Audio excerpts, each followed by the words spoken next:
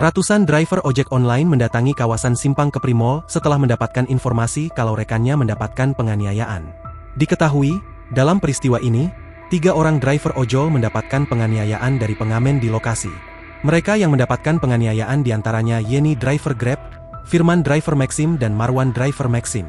Sementara itu Firman salah satu korban mengalami luka di bagian dagunya.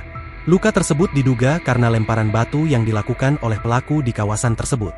Diketahui, wilayah Simpang Kepri Mall Kota Batam memang menjadi lokasi nongkrong anak-anak pengamen. Mereka terkadang mengamen ketika lampu merah. Selain itu mereka sering nongkrong di samping pos polisi Simpang Kepri Mall. Diketahui kejadian ini bermula ketika seorang pengamen diduga memaksa meminta uang namun dengan ancaman kepada Firman, sekira pukul 22 waktu Indonesia Barat. Merasa terancam, Firman menekan SOS yang memanggil rekan-rekan sesama driver di kawasan Batam Center.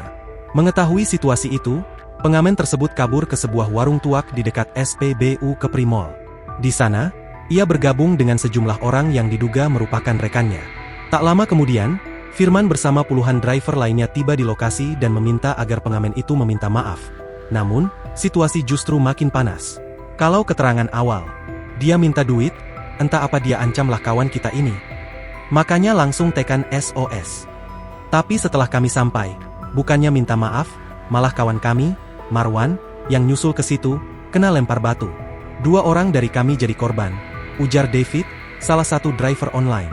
Kericuhan ini sempat membuat lalu lintas di sekitar SPBU Kepri Mall terganggu.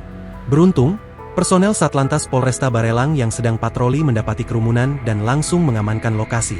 Tak lama kemudian, tim dari Satintelkam Polresta Barelang datang untuk memediasi antara pengamen dan para driver.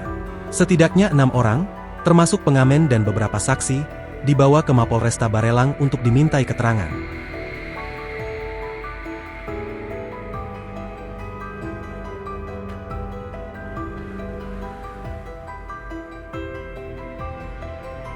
Download Tribun X sekarang, menghadirkan lokal menjadi Indonesia.